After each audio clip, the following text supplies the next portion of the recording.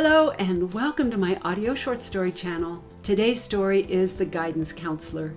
Jason's meeting with the guidance counselor turns weird when the man asks embarrassing questions about his athletic abilities and challenges him to reconsider his priorities.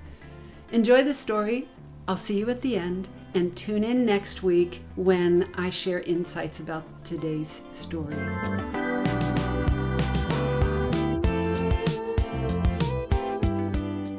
The Guidance Counselor, a short story by Janet Keller Richards. Copyright 2023, all rights reserved. I ran to catch up to my best friend, who also happened to be the star of our high school's soccer team. Tapping him lightly on the back of the head, I said, "Hey, Logan," and settled in beside him to match his stride. "Jason," he said, and threw his soccer ball at my chest. I caught it and tossed it right back at him. "You ready?" he asked excitedly. I nodded. "Sure, I'll review during study hall, but grammar tests are no-brainers." Logan twisted his mouth into a half grin and shook his head. "Who cares about the grammar test? I mean, are you ready for today's game against Warrington High?" "Oh, definitely," I said. "Dad and I worked on drills for at least an hour last night. My feet are on fire."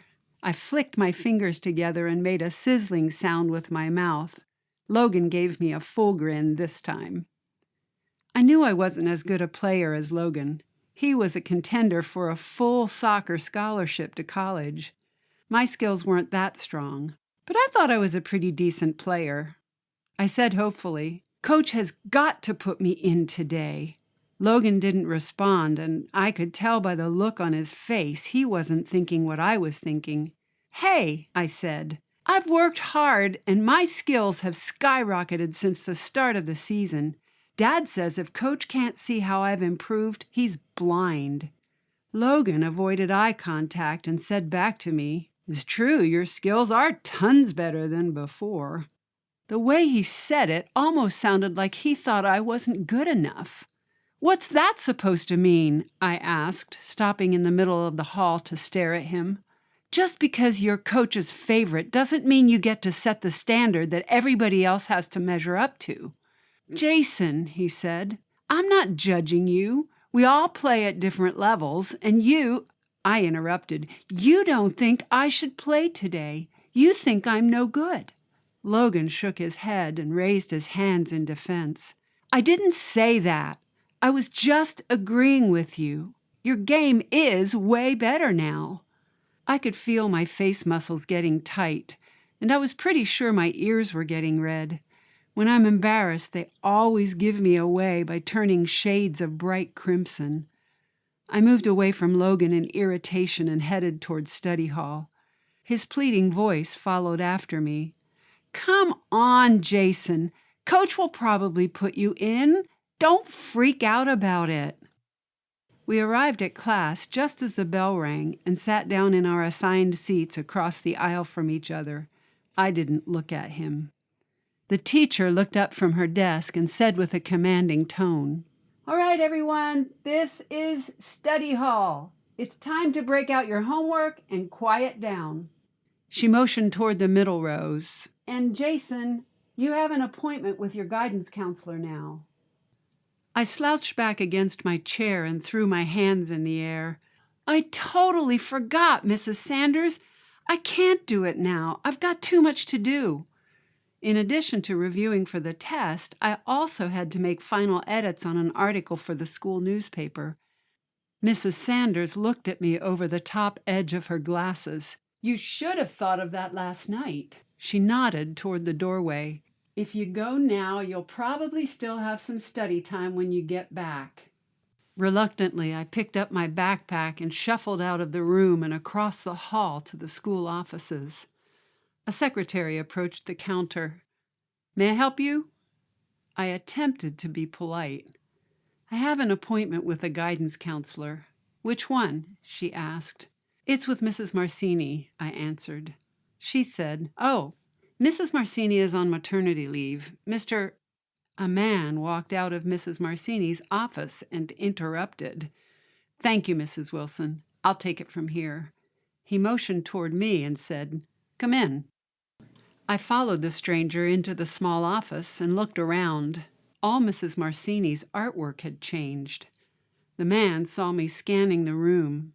He gestured at the walls and said, "Since I'll be here for a few months, I asked Mrs. Marcini if I could make the space a little more personal." To my left hung a nicely framed poster of my favorite journalist, Miles Loudon. "You like Miles Loudon?" I asked. "Love him. I love what he stands for, and I love his writing style. And you?" I nodded. "Yeah, I really like his stuff." I looked at the substitute guidance counselor.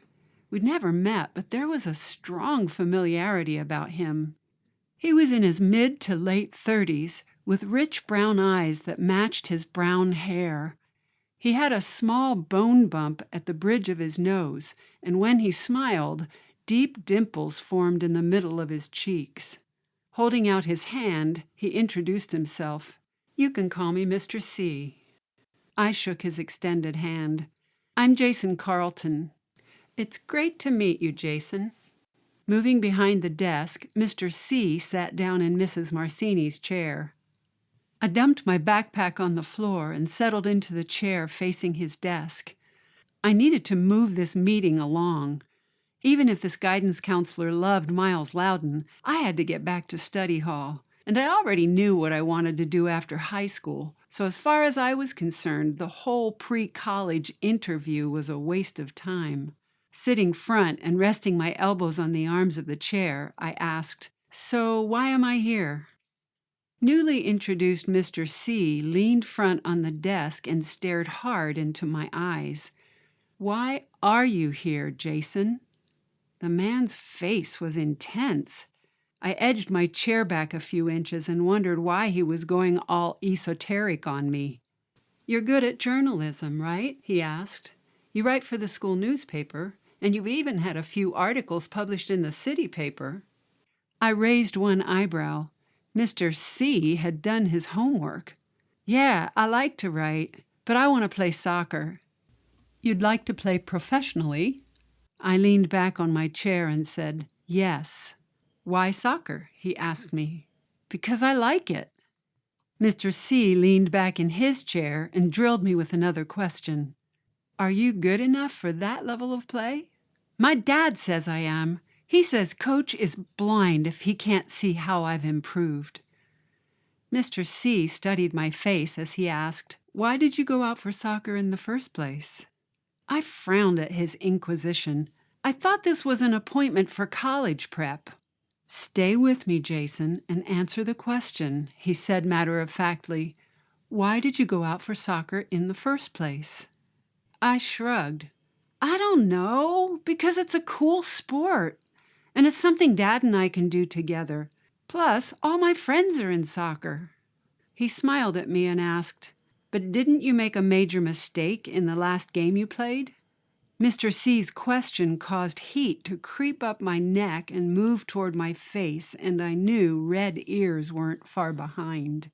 "It's not an accusation, just a question," he said, still wearing a seemingly innocent smile. I was getting aggravated. Shouldn't guidance counselors be encouraging? "I'm not a guidance counselor. I'm an author who is filling in for Mrs. Marcini." That little bit of news hit me sideways and I shook my head. "Then why am I listening to you?" Mr. C leaned forward again. "Because you need me," he said. His voice was cool and calm as he continued with his insistent questions. "And the game before last, didn't the ball glance off your leg to score a goal for the opposite team?" The pressure in my head was mounting, and I knew by now my ears were a cherry-red neon sign flashing how embarrassed I felt. I stood up and picked up my backpack. "Why are you being such a jerk?" I said with annoyance. "Why are you so upset?" he shot back. "This is ridiculous." I stood up and headed for the door. "I have to study for a test." "You'll do fine on the test," he said. "You're a natural at grammar." He pointed to the chair. "Sit down. We're not finished." I'd been taught to honor adults, but it was as if this guy was intentionally trying to get on my nerves. And how did he know my test was on grammar? This meeting was turning slightly creepy. But I hesitated to walk out the door because I knew if I left, I had a good chance of getting detention, which would mean missing the game later in the day.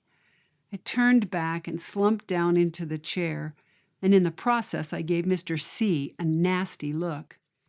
"Jason, it's going to be okay," he said calmly. "I promise." I looked away and said nothing. Leaning in with that same esoteric intensity, he said, "I'll forget about your rudeness in exchange for some answers, real answers. You tell me honestly who you are deep down inside, without the peer pressure, without your father's pressure to play soccer, without any of the other voices telling you what you're supposed to do. I want to hear what you want to do." I stared at him. My dad didn't pressure me. I chose to play soccer. Mr. C paused for effect while boring into my face again with his eyes. "Think about it. Your dad bought you a soccer ball at age 2. And even though you didn't want to, at age 4, he pushed you to play in summer league. He made you attend soccer camp every single summer of your life when you just wanted to hang out with your friends." The man leaned back and crossed his arms. "If you ask me, that sounds like pressure." I sat up straight, my mouth hanging open and my eyes wide with shock. "How do you know those details about my life?" Just then, the ground beneath my chair exploded with a sudden shock wave. I jumped straight up and said, "What was that?" "What was what?" Mr. C gave me a confused look. "You didn't feel that shaking?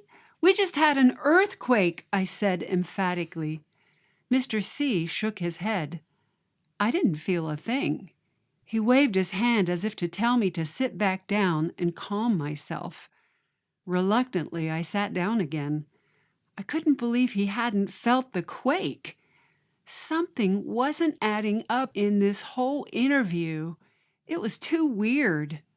Giving me that wide, familiar smile again, he said, "Think about it, Jason. What do you want for your life? Do you really want soccer? Or do you want journalism?" At the moment, all I wanted was to escape from such a freaky encounter. But I had to cooperate if I wanted to get the meeting over with and return to study hall. I stared numbly at the surface of the desk while I considered Mr. C's question. My mind latched on to his earlier comments. Had my dad pressured me into playing soccer? From there, my thoughts floated toward my role as student editor of the school newspaper and to all the articles I'd written. Writing was one of my favorite pastimes. I couldn't count the number of evenings during the last few years when I'd gotten lost in the middle of composing a story or an article, and I'd gone to bed well past midnight. Writing made me feel fully alive. I slowly pulled my gaze toward his eyes and said, "Mr. C, I don't know who you are or why you asked all those questions, but I promise to think about what you've said." Relief spread across his face. He leaned back in his chair and said, "Oh, I think you know exactly who I am." Then he winked at me and smiled, and his strong dimples filled his cheeks. The floor beneath my chair shook violently again, tossing me back and forth in a maelstrom of confusion. I heard a female voice hollering at me through a distant fog. The voice got louder and closer. "Jason Carlton, will you please wake up?"